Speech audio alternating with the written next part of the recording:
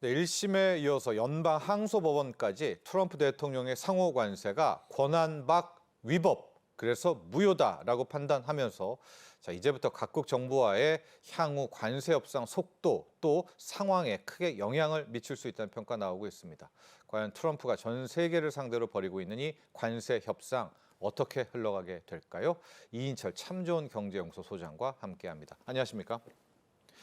자, 저희가 1심에서 이제 이 트럼프의 상호 관세 위법이다, 무효다 이야기를 했을 때 워낙 당시에 법 논거 근거가 탄탄해서 2심도 크게 다르지 않을 것이다. 또 전문가들 이렇게 이야기를 했는데 역시 예상대로 2심에서도 무효 판결, 위법 판결이 나왔거든요.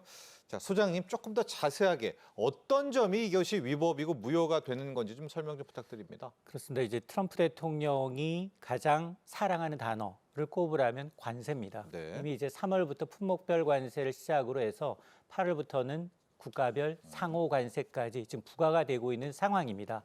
말씀하셨던 것처럼 그런 트럼프 대통령의 관세 부과 정책에 잇따라 법원이 제동을 걸고 나서고 있습니다. 1심에 이어서 2심 연방항소법원도 트럼프 행정부의 관세 부과는 대통령 권한을 넘어선 위법이다라는 판단을 내린 겁니다. 재판부의 판단이 이렇습니다. 1977년에 제정됐던 IEEPA법입니다. 이른바 International Emergency Economic Power Act라고 해서 국가경제비상권한법의 근거로 해서 보면 지금 대통령이 할 수 있는 건 불공정 무역에 대해서 자산을 동결하거나 금융거래를 차단하는 정도 수준의 권한은 가능하지만 그러나 종합적인 상호관세 권한은 의회에 속해 있다라고 명확하게 규정을 하고 있습니다. 예. 다만 어쨌든 대법원의 상고 기회를 보장하기 위해서 10월 중순까지 관세 유지는 허용이 됐습니다. 그 다음부터는 이제 멈춤인가요? 맞습니다. 네. 이번 판결은 어쨌든 이제 트럼프 행정부의 이제 무역 정책의 큰 타격으로 이제 평가되고 있는데요. 이 변덕스러운 이제 관세 정책이 금융시장을 흔들고 기업 활동의 불확실성을 키운다라는 비판이 잇따라 제기가 되고 있기 때문에 그런 상황에서 법원이 법적 근거 자체를 부정했습니다. 물론 이에 대해서 트럼프 대통령은 즉각 반발하고 있습니다. 네. 정치적 편향성을 좀 주장을 하면서 결국 대법원에서는 이길 것이다. 라면서 즉각 항소 방침을 고수하고 있는데요. 자, 그럼에도 불구하고 만에 하나 관세가 정말로 대법원 판결에서 무효다라는 판결을 받게 된다면 이미 지금 걷어들인 관세를 일부 되돌려야 될 수도 있습니다. 네. 그리고 이는 이제 미국 재정에도 큰 부담이 될 수 있고요. 특히나 세계 각국과 지금은 다양한 이제 관세율을 이제 조율하고 있는 과정이기 때문에 상당히 관세 정책, 트럼프의 관세 정책이 동력을 잃을 수밖에 없는데 물론 트럼프 대통령도 플랜 B를 준비하고 있습니다. 네. 다양한 방법을 이제 거론하고 있는데요. 특히 플랜 B로 가장 유력하게 거론되고 있는 게 무역확장법 122조를 근거로 해서 이 경우 최대 15%의 관세 부과가 가능하지만 최장 기간은 5달. 150일까지로 네. 한정하고 있기 때문에 상호 관세의 어떤 만큼이나 압박 강도에는 상당히 현격하게 차이가 있을 수밖에 없습니다. 이 같은 판결은 단순히 어떤 미국 내 범위 내 어떤 정치적 법리 다툼을 넘어서 일단 각 교육국과의 이제 협상 구도에도 어쨌든 중대한 변수가 될 수밖에 없습니다. 네, 자, 2심에서요. 미국 수정헌법에 따르면 미국 내 모든 세금 부과는 의회의 몫이다. 이렇게 이야기를 했습니다. 관세도 세금이잖아요. 그러니까 이건 대통령이 못하고 의회가 해야 된다. 이렇게 판결을 내렸는데 앞서 우리 소장님도 이야기해 주셨지만 이게 10월 14일까지는 상호관세를 걷더라도 이후부터는 멈춤입니다. 효력 정지인데요. 자, 일단은 트럼프 대통령 상고하겠다. 연방 대법원으로 가겠다라고 이야기는 했지만 그래도 이게 10월 14일 전에 판결 나는 건 아니잖아요. 맞습니다. 상당한 타격을 받겠는데요. 맞습니다. 이번 판결에 대해서 이제 외신들도 이제 우려를 표명하고 있습니다. 트럼프 대통령한테는 큰 타격이 될 수밖에 없다라는 건데요. AP통신은 이제 변덕스러운 관세 정책이 금융시장을 흔들고 그리고 불확실성을 키우면서 기업 활동을 마비시켰다. 그러면서 이번 판결은 치명적이다. 라고 보도를 하고 있습니다. 예. 특히 지금 상호 관세의 경우에는 크게 보면 유럽연합, 일본, 한국과 같은 주요 교역국과 대규모 투자를 근거로 약속을 받은 상황입니다. 협상이 지금 진행된 사안인 만큼 법원의 어떤 법적 근거를 부인한 것은 미국의 협상력에도 영향을 미칠 수밖에 없는 사안입니다.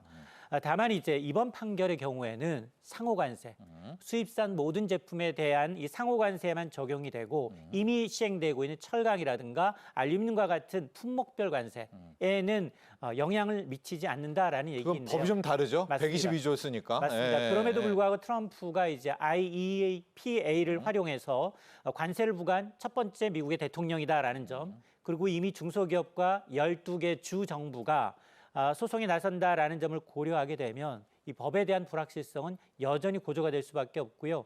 대법원의 최종 판결에 따라서 미국 내 정치적 타격뿐만 아니라 주요 교육국가의 협상 구도 자체가 흔들릴 수 있습니다. 자, 그래서 지금 연방 대법원의 판결을 저희가 예상을 해봐야 될 것 같은데 이게 굉장히 어렵습니다. 소장님, 일단은 이 3심 대법원 판결이 언제 끝날지도 아무도 모르는 것 같고요. 현재 상당수 이제 보수화돼 있다. 이제 보수 법관들이 많기는 하지만 또 법 근거로는 1심, 2심이 또 완벽해서 이것도 대법원이라고 바꿀 수 없겠다. 여러 가지 의견들이 나오는데요. 어떻게 예상을 해야 됩니까? 맞습니다. 2심 미국의 연방항소법원의 판결도 네. 7대 4였습니다. 네. 그만큼 이제 이 트럼프 대통령이 아무리 이제 관세 정책을 빌미로 해서 지금 뭐 여러 가지 사안을 하고 있습니다만 어쨌든 이 상호 관세 조치에 대해서는 대법원으로 공이 넘어갔습니다. 넘어갔죠. 그 인적 구성을 좀 보게 되면 어쨌든 이제 이 현재 실제 대법관 9명 가운데 6명이 보수 성향으로 파악이 됩니다.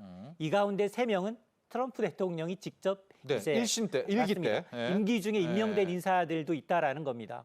그런데 법적 근거가 미약하다라는 점에서 그러면 대법원이 무조건 보수 성향이라고 해서 트럼프 대통령의 손을 들어줄 것이냐, 네. 이 부분에 대해서는 전문가들조차도 의견이 좀 엇갈립니다. 예.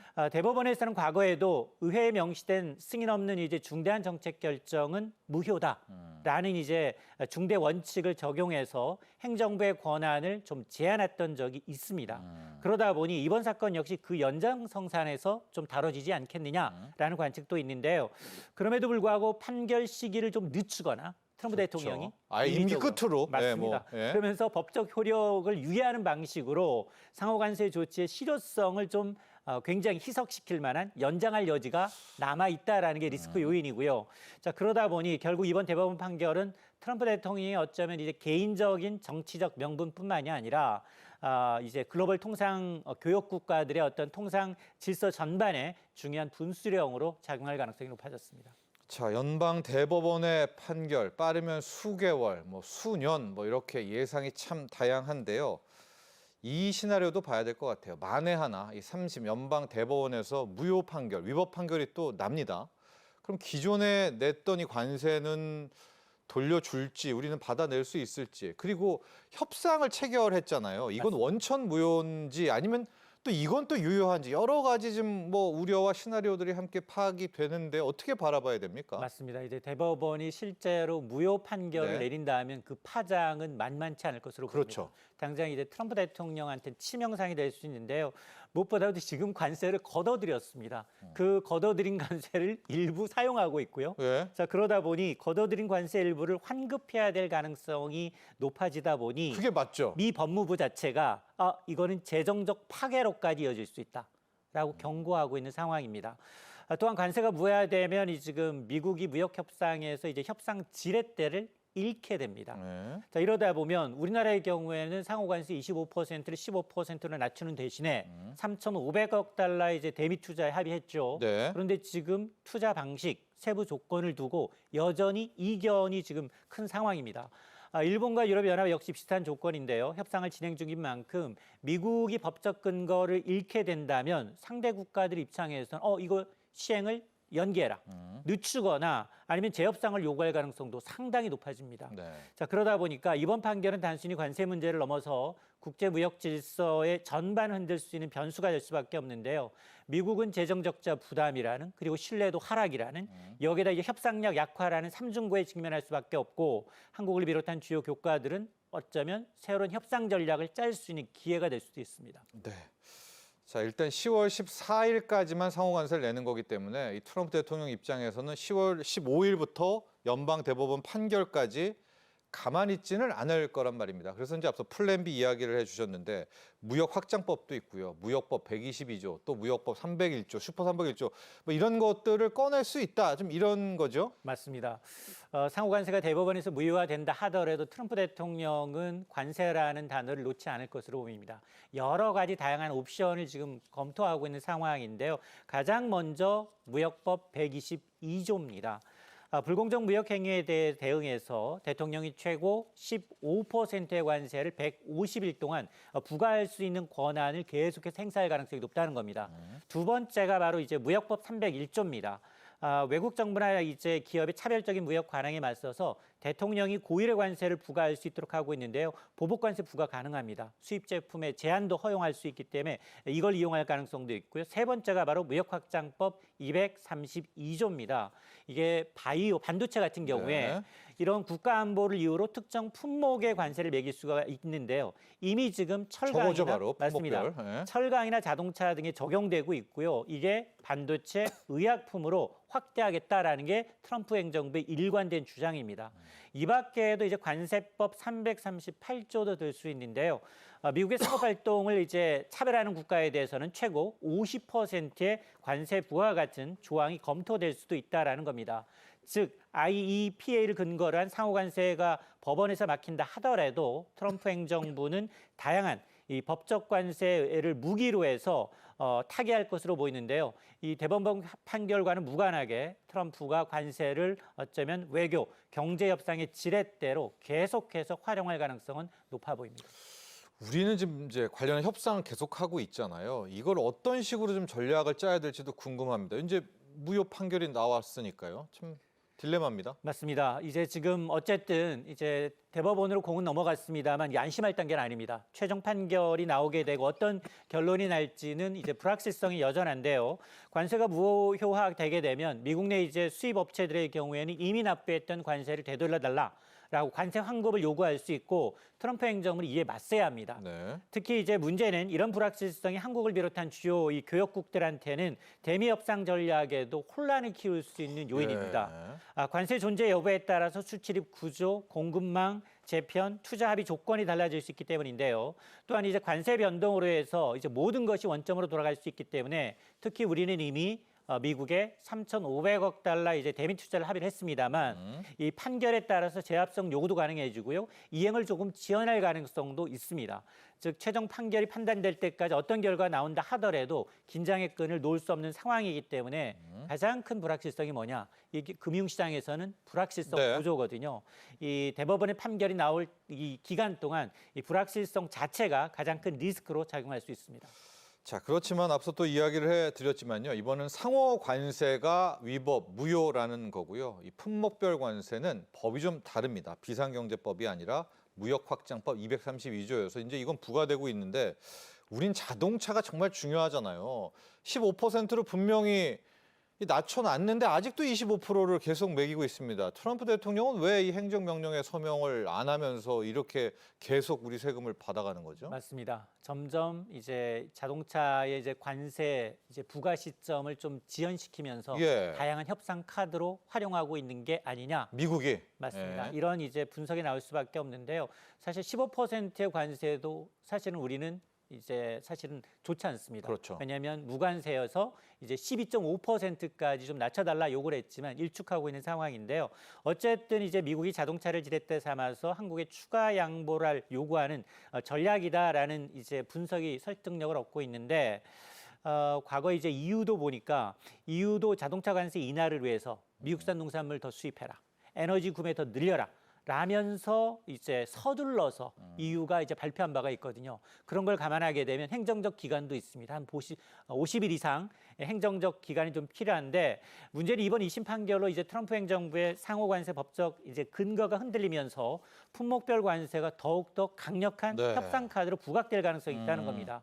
자동차 그리고 철강 50%는 양보하지 않고 있습니다. 그렇죠. 그건 더 올릴 수도 있겠습니다. 맞습니다. 여기다 이제 철강의 이제 이 파생 상품까지 확장되고 있기 때문에 무역확장법 232조를 근거로 유지되고 있는 이런 품목별 관세가 오히려 이번 소송에 영향을 받지 않기 때문에 네. 앞으로도 반도체, 의약품과 같은 새로운 이제 품목에도 관세가 더 확산될 수밖에 없는 상황인데요.